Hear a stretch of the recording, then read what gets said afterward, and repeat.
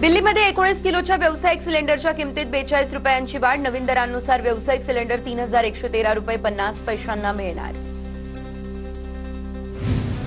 महाराष्ट्रातील विधान परिषद निवडणुकीसाठी भाजपकडून 11 नावांची यादी जाहीर. दिल्लीमध्ये केंद्रीय निवडणूक समितीच्या बैठकीत उमेदवारांच्या नावांवर शिक्कामोर्तब.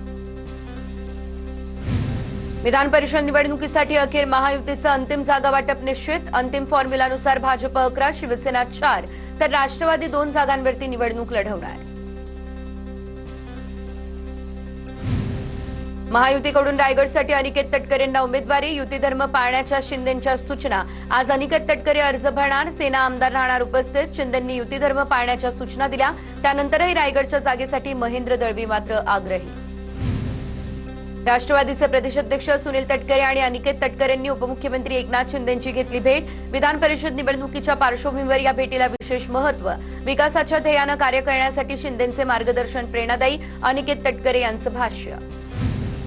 रायगडकरांना लवकरच आनंदाची बातमी मिळेल. गोगावले लवकरच रायगडचे पालकमंत्री होतील असा विश्वास महेंद्र थोरवेंनी केला व्यक्त. महायुतीचे नेते या संदर्भात निर्णय घेतील. ते घेतील तो निर्णय मान्य असेल. सुनील तटकरे यांची सावध भूमिका. विधान परिषदेच्या 17 पैकी 17 जागा जिंकणार. महायुती एक दिलाने निवडणूक लढणार. सुनील तटकरेंची प्रतिक्रिया. महायुतीमध्ये जागा वाटपाबाबत चर्चा अंतिम टप्प्यात आहे अशी देखील माहिती. भाजपकडून अहिल्यानगरमधून प्राजक्त तनपुरे तर संभाजीनगर जालन्यातून सुहास शिरसाट उमेदवार. जळगाव विधान परिषदेसाठी भाजपकडून नंदकिशोर महाजनांना उमेदवारी जाहीर. चंद्रपूरमध्ये भाजपकडून अरुण लखानी, अमरावतीतून प्रवीण पोटे तर भंडारा गोंदियातून अविनाश ब्राह्मणकर यांना उमेदवारी. सांगली साताऱ्यातून धैर्यशील कदम, सोलापुरातून राजेंद्र राऊत निवडणुकीच्या रिंगणात. धाराशिव, बीड, लातूर विधान परिषदेसाठी महायुतीच्या उमेदवाराची घोषणा. भाजपकडून माजी मंत्री बसवराज पाटलांना उमेदवारी. दत्ता कुलकर्णी, अरविंद पाटील निलंगेकर, ओमप्रकाश शेटे होते इच्छुक. सांगली सातारा विधान परिषदेसाठी महाविकास आघाडीकडून बाळासाहेब पाटील यांना उमेदवारी. पवारांच्या राष्ट्रवादीकडून बाळासाहेब पाटील यांना उमेदवारी. बाळासाहेब पाटील आज उमेदवारी अर्ज करतील दाखल. संभाजीनगर आणि जालन्यासाठी ठाकरेंच्या शिवसेनेकडून उमेदवाराची घोषणा. देवयानी डोणगावकर यांना उमेदवारी जाहीर. अंबादास दानवेंची ट्विट करत माहिती. अहिल्यानगर विधान परिषदेसाठी महाविकास आघाडीकडून राणी लंकेंना उमेदवारी. पवारांच्या राष्ट्रवादीकडून राणी लंके उमेदवारी अर्ज भरणार. राणी लंके खासदार निलेश लंके यांच्या पत्नी. प्राजक्त तनपुरे यांच्या पक्षप्रवेशानंतर राणी लंकेंना अहिल्यानगरमधून उमेदवारी. यवतमाळ विधान परिषद निवडणुकीत नवा ट्विस्ट. भाजप सेनेमध्ये फूट पडल्याची चर्चा. भाजप जिल्हा समन्वयक नितीन भुतडा आज भरणार उमेदवारी अर्ज. अकोल्यातील आरएसएस कार्यालयावर हल्ला झाल्याचं प्रकरण. काँग्रेस आमदार साजिद पठाण यांच्यासह 13 जणांची निर्दोष मुक्तता. 2010 रोजी तक्रारीनुसार 12 जणांवरती दाखल झालेला गुन्हा. मराठा समाजाला न्याय देण्याची आमची भूमिका. जरांगेंना दिलेली आश्वासनं सर्वांसमोर आहेत. जरांगेंना दिलेल्या आश्वासनांवरून देवेंद्र फडणवीसांचीही प्रतिक्रिया. सरकारी शिष्टमंडळाची जरांगेंसोबत चर्चा फळाला. 15 तासांनंतर जरांगेंचं उपोषण मागे. उद्यापासून सुधारित ड्राफ्ट प्रक्रिया सुरू. सरकारनं आश्वासन न पाळल्यास पुन्हा उपोषण. जरांगेंनी दिला इशारा. मनोज जरांगेंवर छत्रपती संभाजीनगरच्या गॅलेक्सी रुग्णालयात पुन्हा उपचार सुरू. उन्हात उपोषण केलं त्यामुळे जरांगेंची तब्येत खालावली. पुढील 48 तास डॉक्टरांच्या निगराणीखाली राहणार. मनोज जरांगे यांनी फडणवीसांना कलाकार म्हटलं होतं, पण मनोज जरांगे हे देखील उपोषण करण्यात फार मोठे कलाकार. अनेक राजकारणी हे देखील कलाकार आहेत. रामदास आठवले यांचं वक्तव्य. मराठा अभ्यासकांनी केलेल्या सूचना शिष्टमंडळाकडून मान्य. फक्त सातारा संस्थांच्या गॅझेटचा मुद्दा राहिलाय. महाधिवक्त्यांसोबत बोलून लवकरच तोडगा काढू. शिष्टमंडळाचं आश्वासन. सरकारकडून शिंदे समितीला 1 वर्षाची मुदतवाढ देण्याचं देखील आश्वासन. माझी ब्रेन मॅपिंग करा असं म्हणणाऱ्या धनंजय मुंडेंची नार्को टेस्ट करा. त्यांनी माझा घातपात करायला कुणाला लावलं ते समोर यायला हवं. जरांगेंचा धनंजय मुंडे यांच्यावरती हा निशाणा. सरकार डबल ढोलकी. ओबीसींवर अन्याय. लवकरच रस्त्यावर उतरणार. विजय वडेट्टीवार आक्रमक. काँग्रेसने तरी ओबीसींचं काय कल्याण केलं. विजय वडेट्टीवारांच्या टीकेला जरांगेंचा हा सवाल. जरांगे पाटलांच्या मागण्यांमध्ये नवीन काहीच नव्हतं. जरांगेंच्या मागण्यांची पहिल्यांदाच पूर्तता झाली. तायवाडेंची प्रतिक्रिया. तर आमच्यासाठी आनंदाची गोष्ट. ओबीसी आरक्षणाला धक्का लागलेला नाही. बबनराव तायवाडे यांचं हे भाष्य. आमदार प्रसाद लाड यांच्याबद्दल बोलताना लक्ष्मण हाकेंची जीभ घसरली. तर आमच्या टीकेवर लक्ष्मण हाकेंचं राजकारण सुरू. प्रसाद लाड यांचं हे प्रत्युत्तर.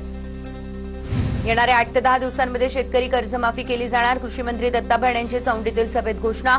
शेतकऱ्यांना मोठा दिलासा. कर्जमाफी होणार हे आम्ही किती दिवस ऐकतोय. सरकार केवळ घोषणा करतं. आदित्य ठाकरेंची टीका. एकीकडे घोषणा करायच्या, दुसरीकडे महागाई वाढवायची. आदित्य ठाकरेंचा हल्लापूर. मोदींच्या काटकसरीच्या आवाहनाला भाजपकडून प्रतिसाद, मात्र राऊत थट्टा मस्करीत व्यस्त. भाजप प्रवक्ते नवनाथ बन यांची टीका. देवेंद्र फडणवीस सामान्य प्रवाशाप्रमाणे प्रवास करतात. संजय राऊत तयार आहेत का? बन यांचा सवाल. धनंजय देशमुखांविरोधात दाखल केलेली तक्रार खोटी. पोलिसांनी केलेल्या तपासात तक्रार खोटी असल्याचं समोर. धनंजय देशमुखांनी धमकी दिल्याची समाधान खिंडकरांची तक्रार. तर दोन्ही बाजूंच्या फिर्यादींनी जाणून बुजून खोटी तक्रार दिली. पोलिसांची ही प्रतिक्रिया.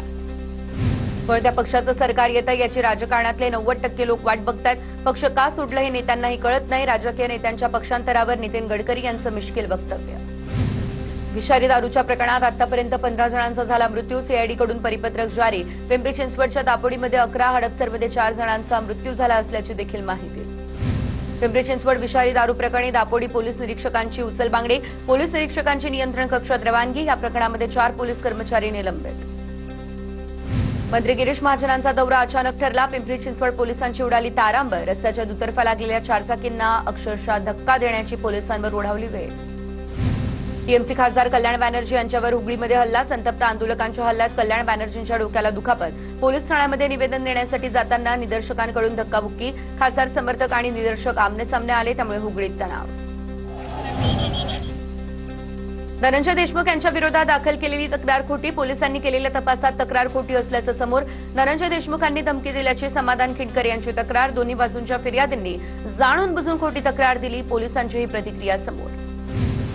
कोणत्या पक्षाचं सरकार येतं याची राजकारणातले 90% लोक वाट बघतात. पक्ष का सोडला हे नेत्यांनाही कळत नाही. राजकीय नेत्यांच्या पक्षांतरावर नितीन गडकरी यांचं हे मिश्किल वक्तव्य.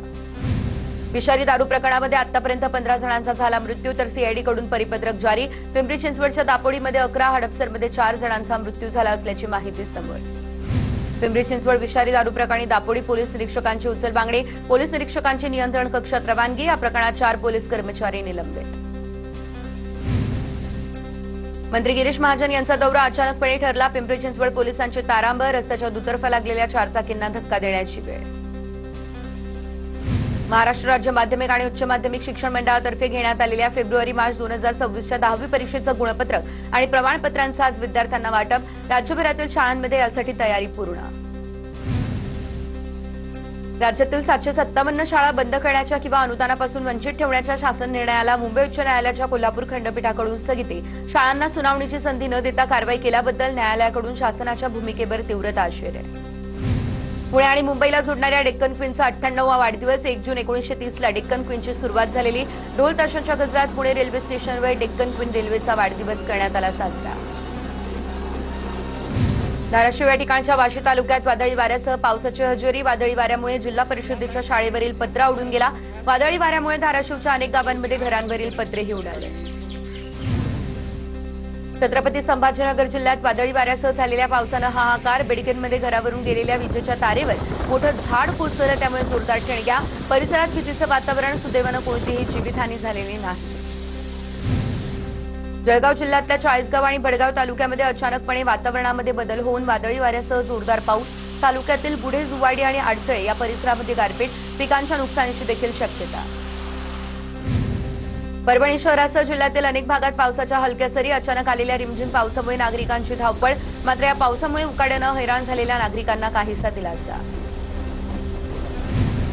अहिल्यानगर शहरासह अनेक भागात पावसाची हजेरी. अनेक भागामध्ये वीज पुरवठा खंडित. पावसामुळे काढणी केलेला कांदा आणि भाजीपाला या पिकांना फटका बसण्याचा अंदाज. खटाव तालुक्यातील डिस्कळ, ललगुण, बोद या परिसरामध्ये गारांचा पाऊस झाला. मुसळधार पावसामुळे रस्त्यावर पाणी साचलं. तासभर पडलेल्या पावसामुळे भूजल पाणी पातळीमध्ये वाढ होण्यास मदत होईल. शेतीसाठी हा पाऊस समाधानकारक, पेरणीपूर्व मशागतीसाठी उपयुक्त असणार. उल्हासनगरमधल्या कॅम्प 3 मधील पंचमुखी परिसरात पाडकाम सुरू असं असताना एका इमारतीचे 2 मजले कोसळले. तर या दुर्घटनेमध्ये 3 जण ढिगाऱ्याखाली अडकल्याची माहिती. बचाव कार्य सुरू. सुदैवानं कुठली जीवितहानी झालेली नाही. पनवेलच्या जुना पिंपरी चिंचवडमध्ये वेगानं जाणाऱ्या एका बसची 2 चारचाकींना धडकेत 4चाकीमधील दोन्ही वाहन चालक गंभीर जखमी. कोणतीही जीवितहानी नाही. 4चाकी वाहनाचं मात्र आर्थिक नुकसान.